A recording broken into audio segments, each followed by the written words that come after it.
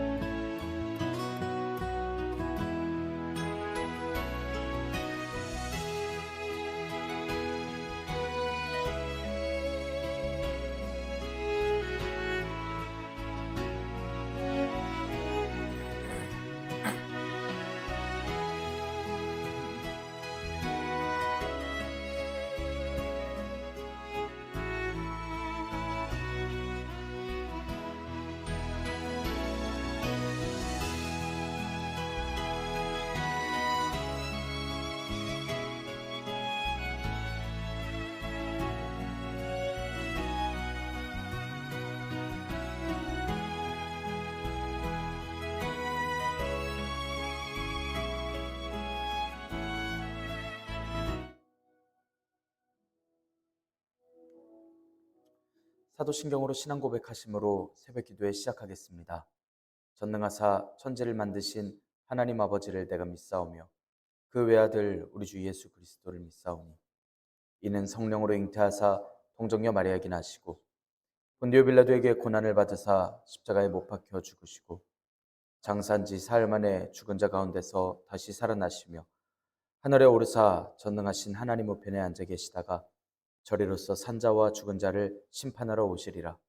성령을 믿사오며 거룩한 공회와 성도가 서로 교통하는 것과 죄를 사하여 주시는 것과 몸이 다시 사는 것과 영원히 사는 것을 믿사옵나이다. 아멘. 찬송가 337장 내 모든 시험 무거운 짐을입니다. 내 모든 시험 무거운 짐을 주 예수 앞에 아뢰이면 근심에 쌓인 날 돌아보사 내 근심 모두 맡으시네. 무거운 짐을 나 홀로 지고 견디다 못해 쓰러질 때 불쌍히 여겨 구원해 주리 은혜의 주님 오직 예수. 내 모든 괴로움 닥치는 환난 주 예수 앞에 아뢰이면 주께서 친히 날 구해 주사 넓으신 사랑 베푸시네. 무거운 짐을 나 홀로 지고 견디다 못해 쓰러질 때 불쌍히 여겨 구원해 주리 은혜의 주님 오직 예수. 내 짐이 점점 무거워질 때 주 예수 앞에 아뢰이면 주께서 친히 날 구해 주사 내 대신 짐을 져주시네. 무거운 짐을 나 홀로 지고 견디다 못해 쓰러질 때 불쌍히 여겨 구원해 주리 은혜의 주님 오직 예수. 마음의 시험 무서운 죄를 주 예수 앞에 아뢰이면 예수는 나의 능력이 되사 세상을 이길 힘주시네. 무거운 짐을 나 홀로 지고 견디다 못해 쓰러질 때 불쌍히 여겨 구원해 줄이 은혜의 주님 오직 예수. 아멘.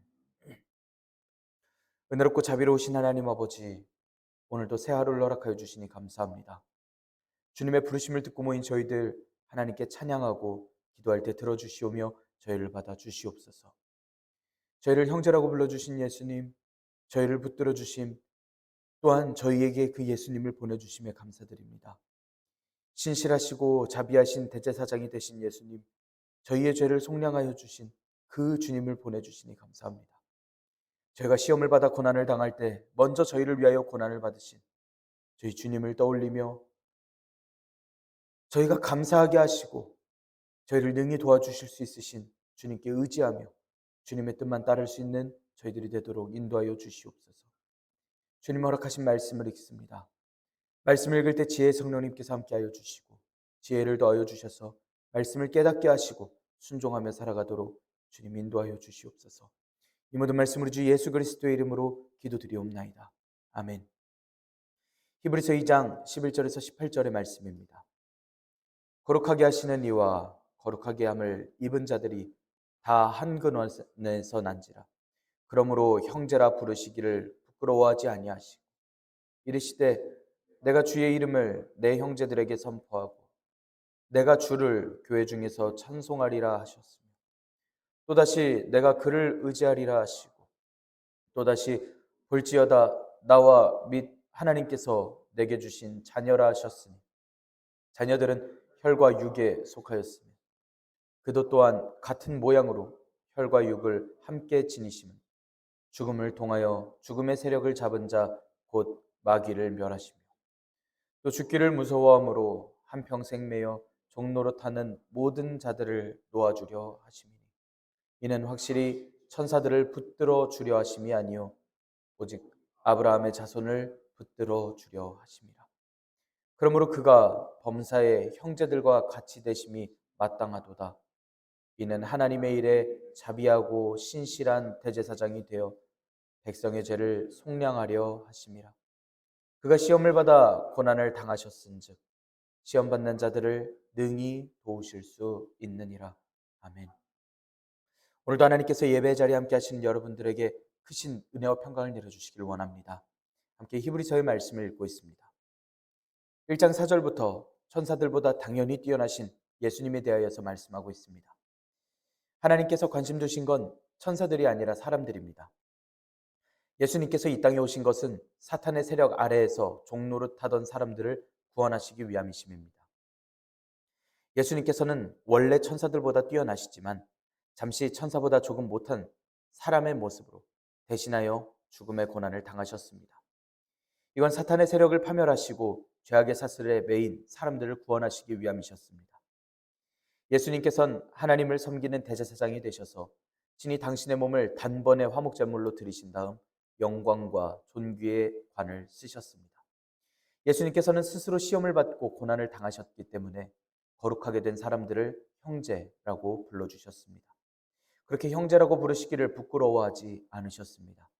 또 시험 당하는 자들을 능히 도우시는 완전한 구원의 주님이 되어주셨습니다. 예수님께서 구원의 주님으로서 백성들을 사랑하시는 은혜를 떠올리며 흔들림 없이 주님을 사모하며 증거하는 저와 여러분들이 되길 원합니다. 이 시간 주님께서 지혜와 능력 주시고 세상에서 묻고 또 문책하려 들 때에 해야 할 대답을 같이 증거해 주시는 줄 믿습니다. 성령님께서 오늘 저 여러분들에게 크신 은총을 더하여 주시며 충만하게 임하여 주십니다. 11절의 말씀은 거룩하게 하시는 예수님과 예수님께서 거룩하게 해주신 성도들이 모두 하나님께로부터 왔다라고 하는 것을 말하고 있습니다. 그렇기 때문에 형제라고 불러주시는데 예수님께서 이것을 부끄러워하지 않으신다라고 말씀합니다. 예수님께서는 당연히 예수님의 거룩함을 입은 성도들을 하나님께로부터 온 성도들을 형제라고 불러주신다라는 뜻입니다. 거룩하게 함을 입은 자라고 하는 이 원어는 성도들이 계속해서 거룩해지고 있다라는 말투로서 이야기하고 있습니다. 죄인에서 의롭게 하심을 받는 상황 중에 있는 모든 성도들을 이야기합니다. 원어대로 이야기하자면 예수님께서 거룩하게 만들어 주시고 계신 성도들이라는 뜻이 되겠습니다. 성도들은 이미 주님 안에서 하나님께서 의롭다 해주신 사람들이지만 천국에 가는 그날까지 날마다 더욱더 성결해지는 사람이기도 합니다. 도덕적으로 흠없는 상태를 완성했다라는 말이 아니라 하나님께서 받으실 상태로 하루하루 더욱더 완성되어져 가고 있다라는 말씀입니다. 한 근원에서 났다라는 말씀을 하는데 모두 하나님께로부터 나왔다라는 말씀입니다. 예수님께서는 하나님께로부터 오신 분이십니다. 성도들은 하나님께서 창조하신 이들입니다. 예수님께서 구속하셔서 신의 성품에 참여하는 자들이 되었기 때문에 가능합니다. 모든 성도들은 모두 하나님의 자녀이고 그리스도와 함께 장차 하나님 나라를 공동으로 상속할 이들입니다. 이것은 그리스도의 구속 사역을 통해 하나님과 화목하게 된 우리가 누리게 될 특권인 것입니다. 그렇게 형제라고 표현했다고 우리가 난 예수님과 동급이라고 이야기할 부분은 또 아닙니다. 구원을 얻은 이후에도 우린 여전히 부족하고 흠이 많고 연약합니다. 그런 우리들을 의롭다라고 불러주신 하나님의 은혜를 이야기하는 겁니다. 그렇게 인정해 주시는 예수님의 은혜를 이야기하고 있습니다. 반면 형제이신 예수님께서는 완벽한 하나님이신 분이십니다. 그렇게 형제라 불러주시는 것이 하나님과 화목하게 해주시는 은혜입니다. 또 하나님께서 우리를 아들로 인정해 주신다라는 것을 알 수 있는 말씀이기도 합니다. 죄인에서, 죄인의 신분에서, 죄의 종의 신분에서 예수님으로 말미암아 하나님을 아바, 아버지라 부를 수 있는 은혜의 자리까지 불러주시고 회복시켜 주시는 은혜입니다. 예수님께서는 하나님이신데 당신 스스로 낮아지셔서 사람들과 같이 되셨습니다. 그리고 사역을 감당하셨습니다. 성도들을 하나님과 화목하게 하시고 그 가족의 관계를 이루어주셨습니다. 그리고 이런 관계를 부끄러워하지 않으신다라고 하는 전심다의 사람들을 사랑하여 주신 그 은혜를 또한 말씀하고 있습니다. 부끄럽다라는 말은 수치를 느낀다라는 말입니다. 부끄럽지 않다라는 말은 부끄럽게 여기기는커녕 자랑스럽게 여긴다라고 하는 말투입니다. 성도들을 오히려 자랑스럽게 여겨주실 예수님이십니다. 예수님께서 모든 성도들에게 나타나실 때, 다시 오실 때에 동일하게 부끄러워할 것이라고 하는 표현에도 사용되었던 그 말씀입니다.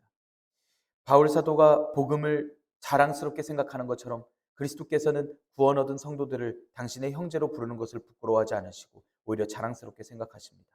왜냐하면 예수님께서 모든 성도들 중 맏아들 되신 분이시기 때문입니다. 예수님께서는 우리를 부끄럽게 생각하지 않으십니다. 우리가 예수님의 그 은혜를 생각하면서 주님께서 우리를 죄인에서 주님의 아들의 신분으로서 보증해 주시고 증거해 주시며 부끄럽기는커녕 자랑스럽게 여겨주시는 그 사랑의 음성 앞에 우리가 주님을 자랑스러워해야 하고 주님께서 우리의 주인 되신다고 고백할 수 있어야 합니다. 12절에서부터의 말씀은 시편 22편의 말씀으로서 말씀하고 있습니다. 메시아께서 내 형제들에게 말씀하시는 말씀입니다. 이 시편은 원래 다윗의 시인데 보통 예수님께서 성도들을 형제라고 부르는 게 부끄럽지 않으시다라고 하는 말씀을 위해 사용되는 말씀입니다. 예수님께서는 구원 얻은 모든 사람들에게 내 형제들에게 라고 말씀하십니다. 예수님께서는 하나님의 보내심을 받고 이 세상에 좋은 소식을 전하고자 오셨고 완벽한 계시, 하나님을 드러내심이 되셨습니다. 하나님께서는 예수님 안에서 하나님을 완전히 보여주셨습니다.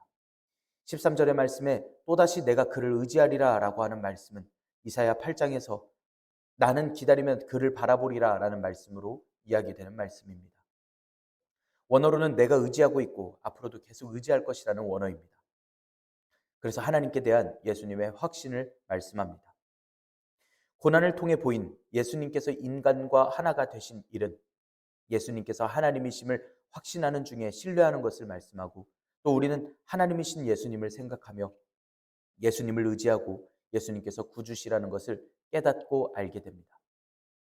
모든 사람을 위해서 하나님께 화목제물이 되신 예수님을 의지하고 구주로 영접한 이들이야말로 구원의 은혜에 참여할 수 있는 것입니다. 볼지어다 나와 및 하나님께서 내게 주신 자녀라 하셨으니 라고 이야기하는 건 이사야 8장의 말씀입니다.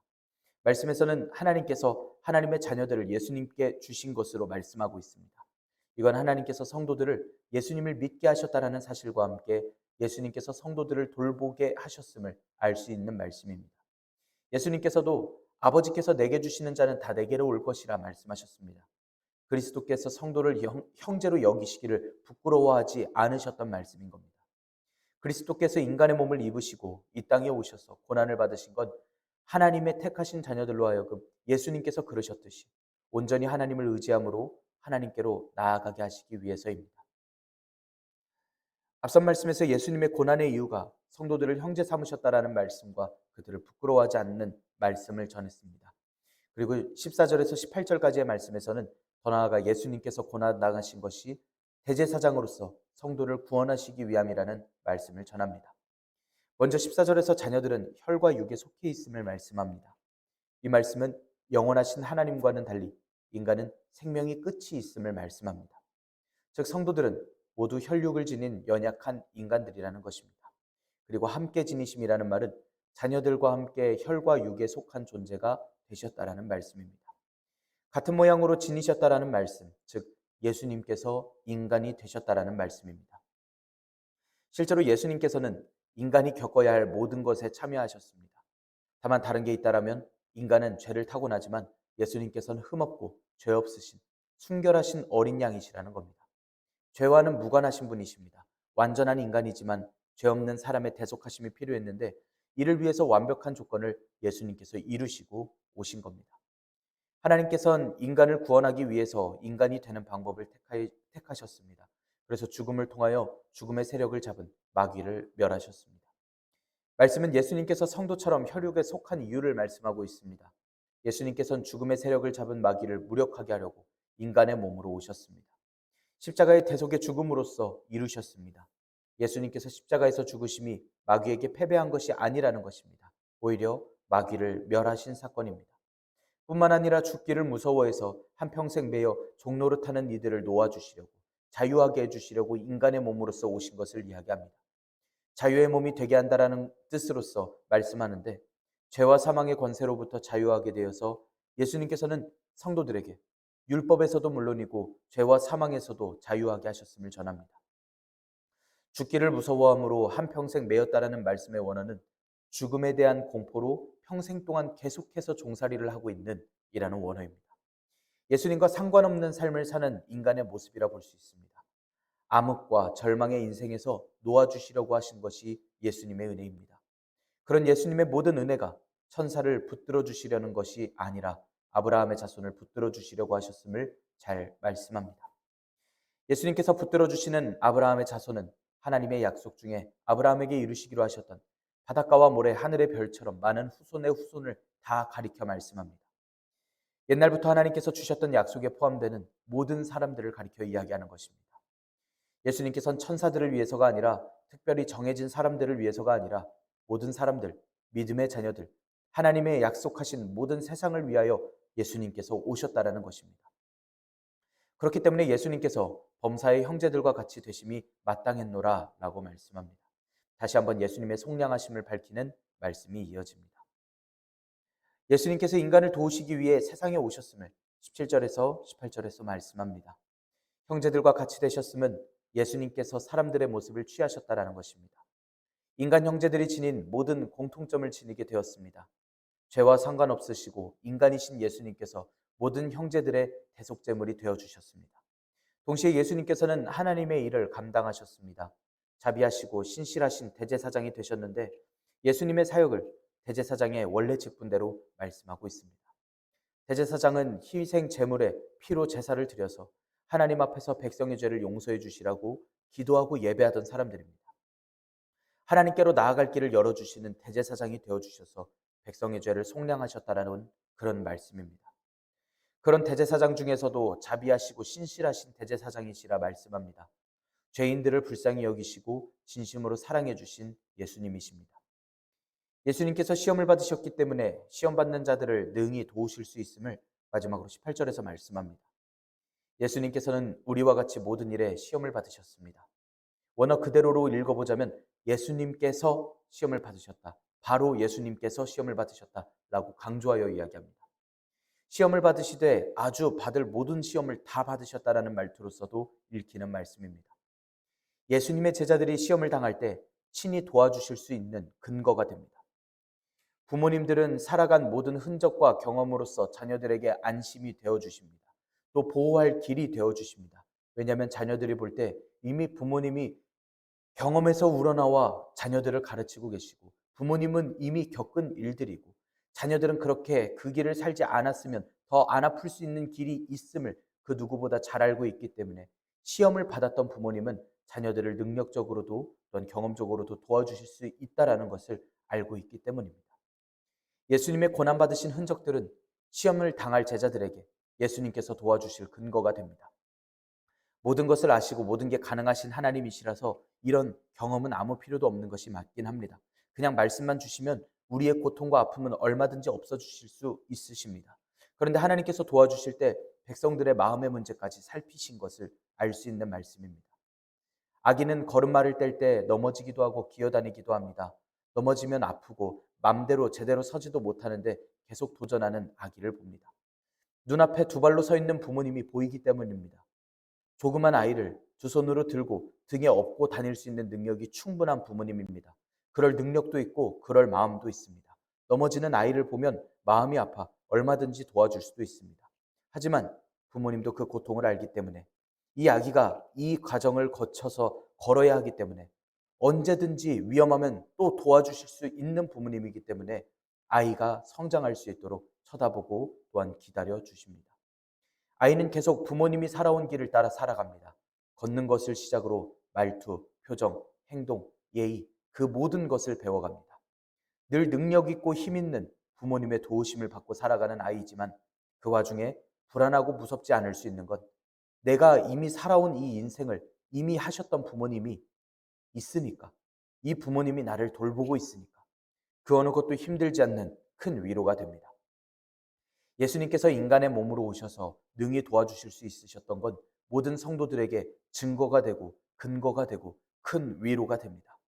예수님의 말씀이 구만리 장천에 계신 어른께서 어디 한번 잘해보라고 이야기하시는 말씀이 아닌, 인간의 몸으로 이 땅 위에 오셔서 이미 인간이 받을 수 있는 모든 고난을 당하셨고 죽임을 당하셨고, 성도들이 받는 고난을 불쌍히 여기시고 지켜주시고 이미 경험하셔서 그 길을 먼저 걸으신, 그 부활의 길을 먼저 보여주신 예수님 되신다라는 게 성도들에게 큰 위로고 또한 소망이 되어주신다라는 겁니다. 예수님께서는 사탄에게 시험을 당하셨습니다. 끝까지 박해하던 백성들에게 끝까지 고난을 당하셨습니다. 끝내 십자가에 달려 돌아가셨습니다. 인간이 당할 수 있는 최고의 시험을 다 겪으신 예수님께서 계시기 때문에, 같은 길을 걷고 있는 예수님을 바라보고 걷고 있는 성도들은 어떤 시험을 당하더라도, 어떤 상황 가운데 있더라도 예수님께서 걸으신 길을 쳐다보고 또 그 길 위에 서서 걸어갈 수 있습니다. 예수님께서 달리셨다라고 이야기하는 그 십자가를 바라보면서 예수님의 사랑을, 도우심을 떠올릴 수 있는 것입니다. 피할 수 없는 시험 가운데서도 우리가 낙담하지 않을 수 있는 이유는 동일한 시험을 당하신 바 있으신 예수님께서 능히 도와주실 수 있으신 우리 하나님이시라는 것에 있습니다. 우리는 연약해서 다가오는 시험에 또 마음이 흔들리고 무너지고, 또 그 와중에 우리는 기도할 수 있습니다. 심지어 거짓 가르침까지 가득하던 히브리서 말씀 당시의 상황에서는 예수님을 믿는 믿음까지 흔들리던 그러한 교회의 상황도 있었습니다. 하지만 성도들은 예수님을 주님으로 모시고 그를 위하여 교회라는 단체를 이루고 공동체를 이루고 건물을 이루고 또한 모든 모임들을 이루었던 거룩한 무리들은 천사들보다, 그 어떤 존재보다 뛰어나신 예수님만을 주님으로 모시고 영접하고 또 도우심을 구하면서 살아갑니다. 또 예수님께서 우리의 소망 그 자체시라고 고백하고 그렇게 살아갑니다. 예수님께서 시험받는 이들을 능히 도와주실 수 있으시고 도우시는 분이시기 때문입니다. 우리는 오늘날 이 말씀을 보며 주님께서 우리의 소망 되심을 고백합니다. 우리는 교회이기 때문입니다. 주님께서 허락하여 주신 말씀을 믿고 살아가는, 주님의 말씀이 우리의 소망이 되는 우리는 교회이기 때문입니다. 오늘 하루를 살아가는 동안에도 우리의 길을 먼저 걸으신, 인간의 그 고통을 알고 계신, 우리의 마음을 그 누구보다 가장 잘 알고 계신 우리 주님께서 우리를 돌보시고 기다리시고 또한 우리를 붙드신다라는 것을 우리가 믿고 의지하며 또 주님께 간구하며 살아갈 수 있는 그러한 하루를 살아가시기를 간절히 소망합니다. 기도하겠습니다. 은혜롭고 자비로우신 하나님 아버지, 말씀을 허락하여 주시고 저희들에게 은혜와 평강을 허락하여 주시니 감사합니다. 저희를 형제라 부르시기를 부끄러워하지 않으신 주님, 저희의 죄를 용서하시려 이 땅 위에 보내주시니 감사합니다. 저희를 살리신 주님의 사랑을 저희가 날마다 기억하게 하시고 저희에게 소망을 허락하여 주신 주님과 함께 영원히 동행하며 살아가는 저희들 되게 하여 주시옵소서. 악한 세력과 시험에 죽음의 세력을 잡은 마귀들을 멸하여 주시옵소서. 연약하여 무너지고 죽기를 무서워하던 한평생 매여 종노릇하던 저희들을 불쌍히 여겨주시고 구원하여 주시옵소서. 날마다 자비하시고 신실하신 대제사장이신 예수님께서 죄를 속량하심에 따라 저희들은 날마다 거룩하게 나아갑니다. 저희를 위하여 고난을 받으신 주님의 발자취를 따라가며 저희는 이를 소망이라고 고백하며 살아갑니다. 능히 저희를 도와주시고 인도하시는 주님께로 저희들이 나아갑니다. 주님, 저희를 받아 주시옵소서. 주님 안에서 믿음을 지키고 살아가는 성도님들이 언제 어디서든 주님의 뜻으로 행하고 주님의 말씀을 따라 살 때 하나님께서 삶을 기억하여 주시고 받아주시기를 간절히 소망하고 원합니다. 주님, 저희를 붙드시고 인도하여 주시옵소서. 이 모든 말씀 우리 주 예수 그리스도의 이름으로 기도드리옵나이다. 아멘. 하늘에 계신 우리 아버지여, 이름이 거룩히 여김을 받으시오며 나라가 임하시오며 뜻이 하늘에서 이루어진 것 같이 땅에서도 이루어지이다.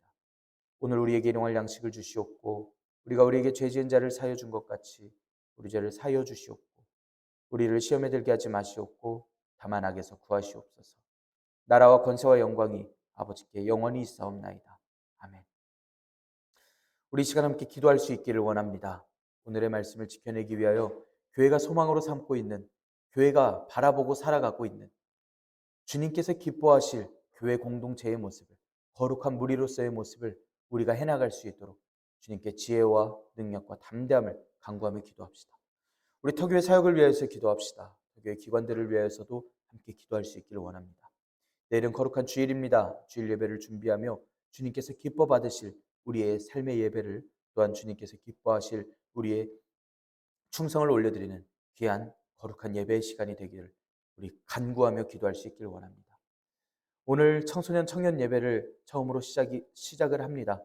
청소년 청년 예배를 위하여서, 청년들을 위하여서, 청소년들을 위하여서 함께 기도해 주시기를 바랍니다. 우리 시간 한 목소리로 함께 기도드리겠습니다.